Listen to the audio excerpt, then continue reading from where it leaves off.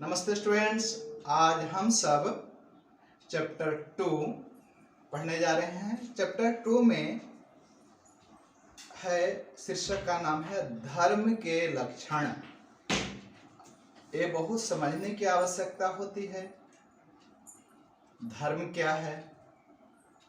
बहुत लोग धार्मिक होने का स्वांग रचते हैं, है ना। धार्मिक है नहीं, लेकिन धार्मिक होने का स्वांग भी रचते हैं। तो वास्तविक में शास्त्रों में धर्म का लक्षण क्या बताया गया है?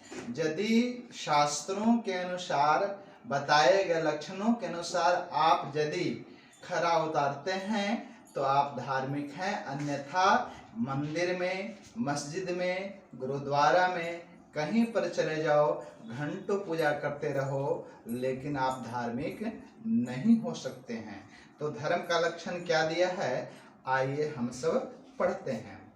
ठीक है, तो यहाँ पर देखोगे, आगे कहता है कि सामान्यतः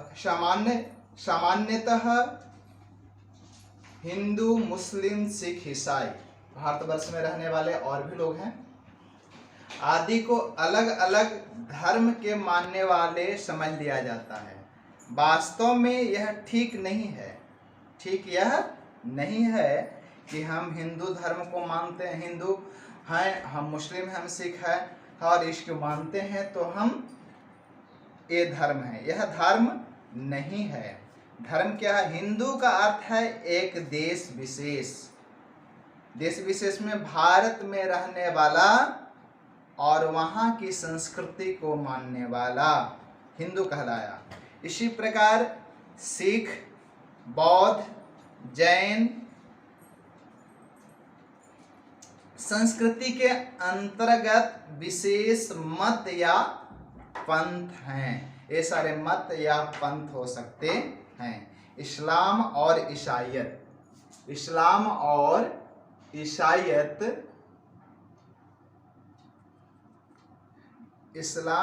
ईसाईयत विदेशी संस्कृतियों से प्रभावित मजहब है।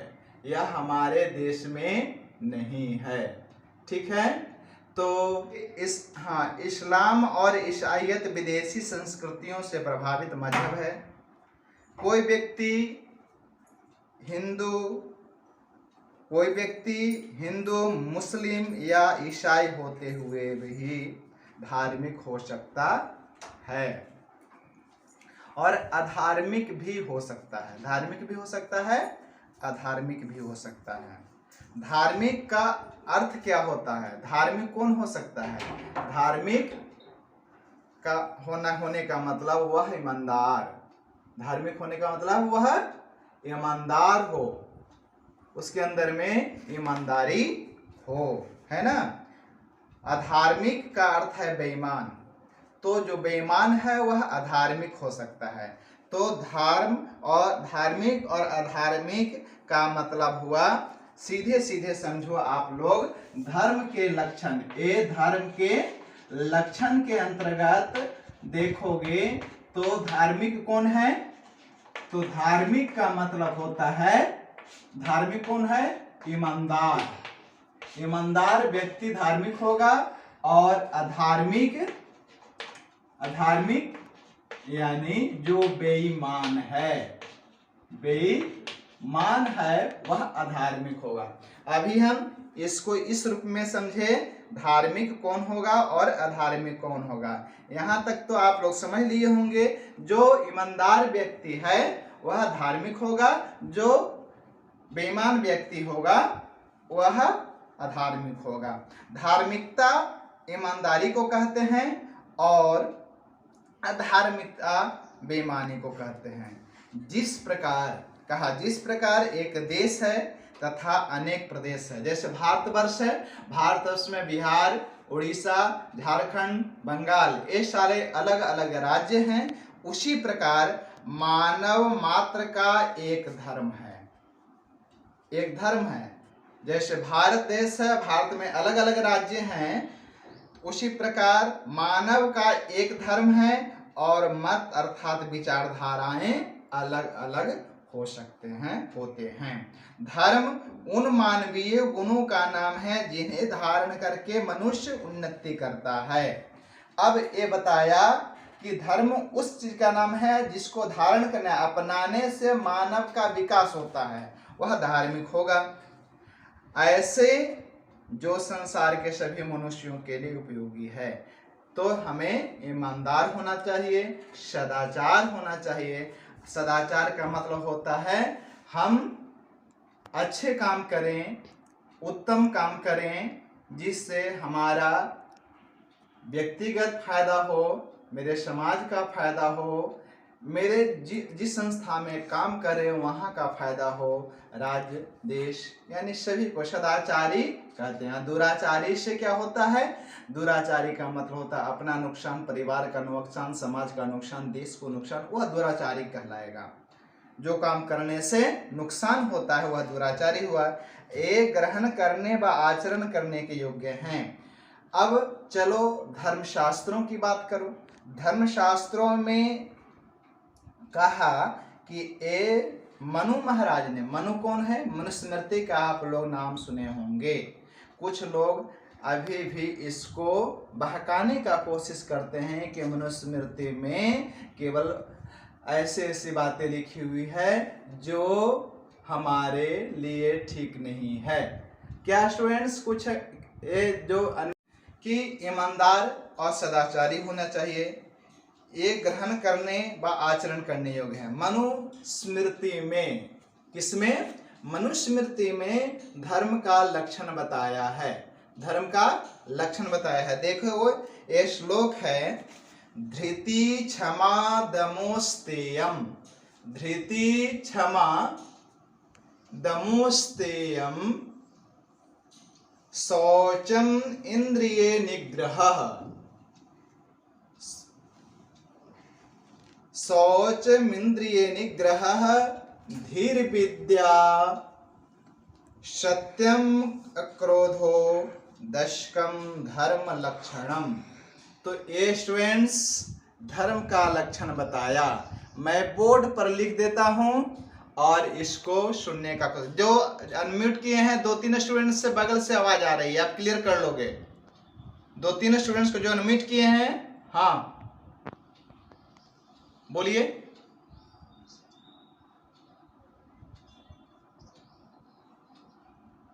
क्षमा तीसरा में बताया, दम चौथा में, अस्तेय पांचवा में, शौच छठा में, इंद्रिय निग्रह सातवां में, धीर आठवां में, विद्या नौवां में, सत्यम और 10वां में अक्रोध। ये सारे धर्म का लक्षण बताया गया। बोर्ड पर पुनः देखोगे, सबसे पहले आता है धृति। क्या आता है? धृति। धृति का अर्थ होता है धैर्य। धृति का अर्थ क्या होता है? धीरज रखना। किसी भी परिस्थिति, हाँ, किसी भी परिस्थिति में जो परिस्थिति आवे तो हड़बड़ाना नहीं चाहिए, है ना। जैसे मैं एक एग्जाम्पल बता रहा हूँ, अभी अभी तुरंत जो घटना घटी इस परिवार में, जहाँ पर मैं रह रहा हूँ जिस मकान में, उस परिवार में छठ पूजा होने जा रहा था। तैयारी हो गई, कल जो है कद्दुआ भात ये सब की तैयारी थी जो हो चुका है। आज प्रसाद खाने के लिए अपने परिवार को निमंत्रण देते हैं और वहाँ पर पता चलता है कि हमारे परिवार के ही सदस्य का डेथ कर गया है। अब बेचारी हड़बड़ा गई। अब हड़बड़ा गई तो हड़बड़ाने से तो काम चलेगा नहीं, धीरज रखना चाहिए और यह विषम परिस्थिति में क्या करना चाहिए यह निर्णय लेने की आवश्यकता होती है। तो किसी भी परिस्थिति में धैर्य धारण करना, धीरज रखना, ये धर्म का लक्षण है। जो धैर्यवान है वह धार्मिक है। दूसरा, क्षमा, किए गए अपराधों को माफ कर देना क्षमा कहलाता है। क्षमा, जानबूझकर कोई गलती करे उसको क्षमा करना नहीं, क्षमा करने का भाव हो। कोई बच्चे गलती कर देते हैं, माँ बाप चिल्ला देते हैं, मान लिया स्कूल में बच्चे गलती करते हैं, तो हमें भी क्षमाशील होना चाहिए, वैसा स्वभाव होना चाहिए, उसकी गलती को माफ करें, समझाना चाहिए। और अगला है दम। दम का मतलब होता है अपने मन पर काबू रखना। अपने मन पर काबू रखना दम कहलाता है। अब चलो अस्तेयम। अस्तेयम का अर्थ होता है, नोट करना है तो नोट करते चलोगे, सामने अर्थ देता मैं बताते जाता हूं। अस्तेयम का अर्थ होता है चोरी नहीं करना। अस्तेयम का अर्थ क्या होता है? चोरी नहीं करना। 5वें नंबर पर शौचम। शौचम का अर्थ होता है पवित्रता, सफाई। जैसे घर में पूजा पाठ होती है तो घर की सफाई करते हैं, केवल घर की ही सफाई नहीं, मन की भी सफाई होनी चाहिए। शारीरिक शुद्धता, शरीर की पवित्रता के लिए हम साबुन लगाते हैं, कपड़े को धोते हैं सर्फ में, इसी प्रकार मन की भी पवित्रता होनी चाहिए। तो शौचम होता है। और इंद्रिय निग्रह, इंद्रियों को नियंत्रण रखना। इंद्रियों को नियंत्रण रखना तो आँख, कान, नाक, जीभ, त्वचा, ये सारे हैं। इन इंद्रियों पर नियंत्रण रखना। ये जो इंद्रियां कहती है उसके अनुसार काम करोगे तो आपको सफलता नहीं मिलेगी। यही इंद्रिय निग्रह है। धी। धी मतलब होता है बुद्धि। अपना बुद्धि का विकास करते रहना चाहिए, है ना। बुद्धिमान बनना चाहिए हमेशा। विद्या और बुद्धि के साथ केवल बुद्धि का विकास नहीं, विद्या, धी के बाद बुद्धि होता है। धी है यानी बुद्धि, बुद्धि का विकास करें और साथ साथ में आगे कहता है विद्या, ज्ञान। तो कहते बुद्धि और ज्ञान एक ही जैसा, लेकिन नहीं, दोनों दो चीज है। बुद्धि कहती है कि ये काम करो, बुद्धि कहती है वो काम करो, लेकिन आपके अंदर जो विवेक होता है, ज्ञान जो होता है, क्या सही है क्या गलत है, उसका ज्ञान भी होना चाहिए। तो यह विद्या है ना, यह विद्या है। बुद्धि तो तुरंत कहती है किसी का सामान पड़ा हुआ, किसी का चेन पड़ा हुआ है तो उठा लो, बैग में डाल लो। बुद्धि कहती है कि किसी के गले में चेन है और खींच लो, ये बुद्धि का काम है। लेकिन उसके अंदर जो समझदारी होती है कि यह काम सही नहीं है, वह विद्या है, ज्ञान है। तो विद्या हुआ सत्यम, सत्य बोलना, है ना। सत्य बोलना, हमेशा बात बात पर झूठ नहीं बोलना। अपने परिवार से, अपने माँ से, अपने बाप से, अपने गुरु से बेवजह झूठ बोलने की आदत हो जाती है। हाँ, वैसे सच नहीं बोलना चाहिए जिससे दूसरों का नुकसान हो जाए, वैसा सत्य बोलने की आवश्यकता नहीं है। लेकिन सत्य बोलना चाहिए, बात बात पर झूठ बोलने की आवश्यकता नहीं है। उससे क्या होता है, उसकी छवि समाप्त हो जाती है। तो सत्य वचन बोलना चाहिए। और है अक्रोध। क्रोध नहीं करना चाहिए, क्रोध नहीं करना चाहिए। यदि क्रोध करता है तो उसका निर्णय लेने की क्षमता समाप्त हो जाती है। गलत क्या है, सही क्या होता है, यह समझ में नहीं पाता है। आदमी पागलपन की स्थिति हो जाती है और उसका निर्णय बड़ा उटपटांग होने लगता है। इसलिए क्रोध नहीं करना चाहिए। तो वहां पर श्रीमद् भगवत गीता में एक श्लोक आया है, कहा है कि ये नरक के 3 द्वार हैं। त्रिविधम नरकस्येदम, त्रिविधम नरकस्येदम द्वारम नाशनमात्मनः। अपने आप को नाश करना चाहते हो, ये 3 दरवाजे नरक जाने का है, दुख भोगने का है। 3 दरवाजे हैं, तीनों दरवाजों को में से कोई भी दरवाजा आपका खुला है तो समझिए कि निश्चित रूप से आपका पतन होगा। वह 3 दरवाजा कौन कौन है, तो बताया कामः, कामः यानी कामनाएं, है ना। कामनाएं तो होती है, संसार की सारी वस्तु है, अच्छे से मेरा ही हो जाए, ये कामना कर लेने से केवल हो जाएगा, उसके लिए पुरुषार्थ मेहनत करनी होती है। ये तो कामः। क्रोध, दूसरे नंबर पर कहा क्रोध।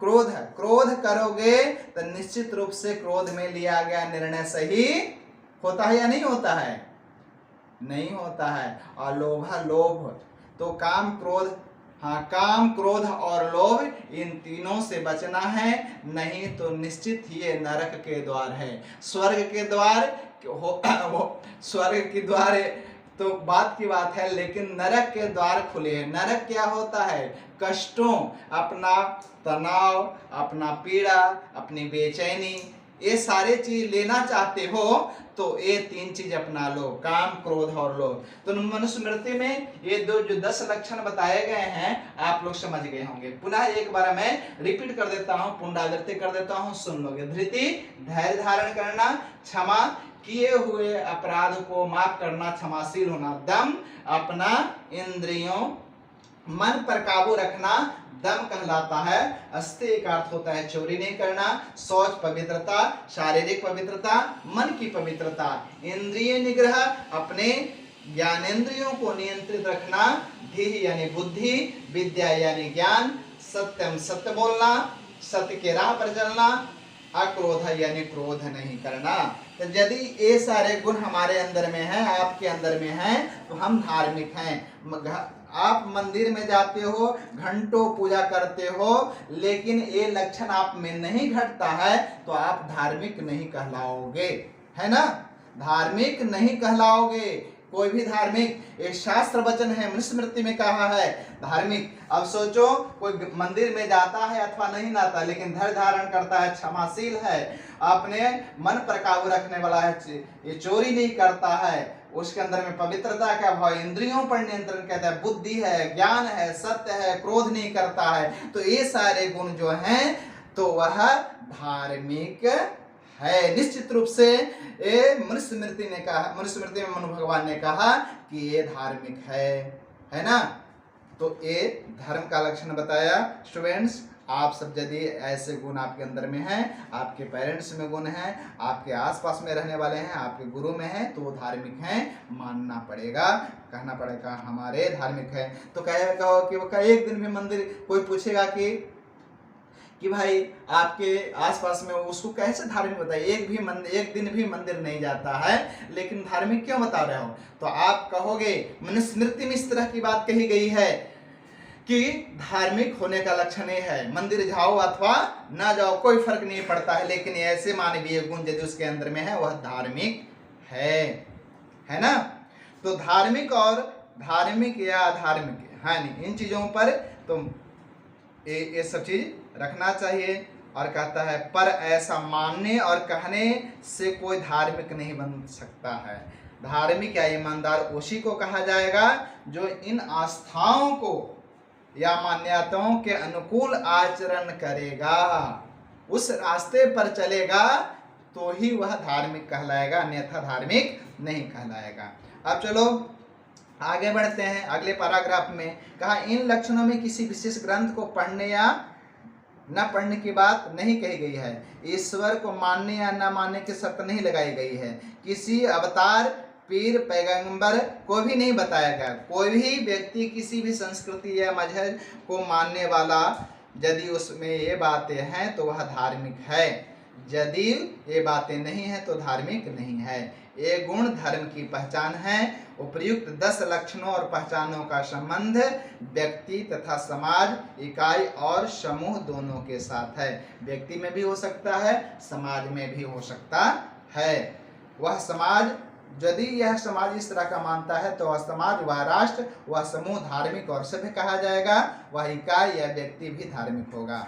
ऋषियों ने परिभाषा बताया। ऋषियों ने परिभाषा क्या बताया? बहुत अच्छा एक और दूसरा धर्म का लक्षण ऋषियों ने बताया है, उसको सुनोगे। मैं बोर्ड पर मुख्य बातें को रख रहा हूं, देखोगे।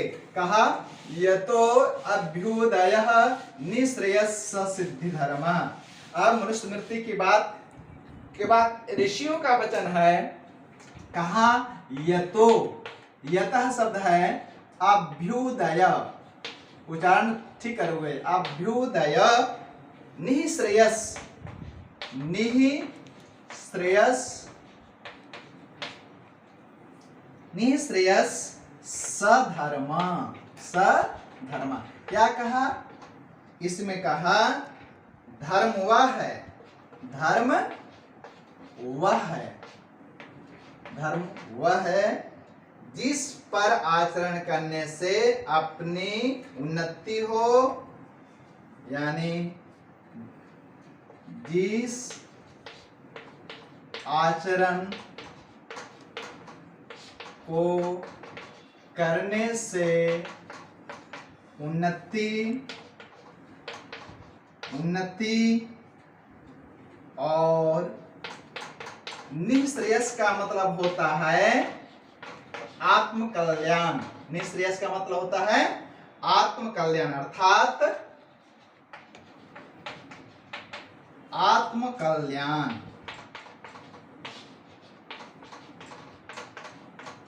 आत्म कल्याण भी हो। कितना अच्छी परिभाषा धर्म का बारे में बताया गया है ना। कहा कि जतो अभ्युदय निःश्रेयस सधर्म। धर्म वह है जिस आचरण को करने से अपनी उन्नति हो, समाज की उन्नति हो, परिवार की उन्नति हो और निःश्रेयस अर्थात आत्म कल्याण भी हो, वह धर्म है। अब आगे कहता है उदाहरण के लिए। उदाहरण क्या कहा? कहा कि एक किसान अपने खेत में उत्तम अन्न पैदा करता है। अन्न पैदा करता है, वह स्वयं खुशहाल होने के साथ साथ समाज को भी अन्न देता है, समृद्ध बनाता है। जबकि दूसरा तंबाकू का खेती करता है, तंबाकू यानी खैनी की खेती करता है, चरस का खेती करता है, स्वयं भले ही मालामाल हो जाता है और लेकिन उस चरस को पीने से समाज का लाभ नहीं होता है, आत्म पतन होता है। तो ऐसे वस्तुओं को बेचने से बेचने वाला धनवान हो जाता है, लेकिन समाज का लाभ नहीं होता है। तो अपना तो विकास हुआ लेकिन दूसरों का हानि हो जाता है, तो ऐसा ठीक नहीं होता है, वह धार्मिक नहीं हो सकता। इसी प्रकार अच्छी एवं शुद्ध वस्तुओं का व्यापारी अपने साथ साथ समाज का भी हित करता है, जबकि मिलावटी तथा हानिकर वस्तुओं का व्यापारी पैसे के दृष्टि से भले ही पैसा कमा ले, किंतु वह समाज का हत्यारा है। वास्तव में वह अपनी भी हानि करता है और सबकी आंखों से भी गिर जाता है। अतः ऐसा कर्म करना चाहिए जिसमें अपने साथ साथ दूसरों का भी हित हो। आत्मा मैली नहीं हो, आत्मा मैली नहीं हो। कभी कभी धर्म और अधर्म के समझने में विद्वान व्यक्ति भी भटक जाते हैं। तो एक पंक्ति और कहा, आत्मनः प्रतिकूलानि परेषां न समाचरेत्। आत्मनः प्रतिकूलानि, आत्मन शब्द है जिसका षष्ठी विभक्ति एक वचन में आत्मनः होता है ना। आत्मनः, आत्मनः आत्मा के प्रति, आत्मनः प्रतिकूलानि, आत्मनः प्रतिकूलानि परेषां न समाचरेत्, परेषां न समाचरेत्। इस तरह से कहा कि आत्मा के यानी जो तुम चाहते हो उसका प्रतिकूल नहीं होना चाहिए, है ना। अर्थात हमारे जो प्रतिकूल हो, हमारे प्रतिकूल हो, हमारे प्रतिकूल हो, वह व्यवहार, वह आचरण, वह व्यवहार, वह आचरण दूसरों के साथ न करें, दूसरों के साथ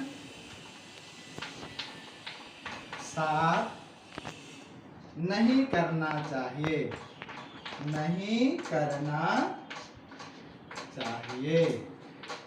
ठीक है, ये कहा आत्मनः प्रतिकूलानि परेषां न समाचरेत्। ये आपका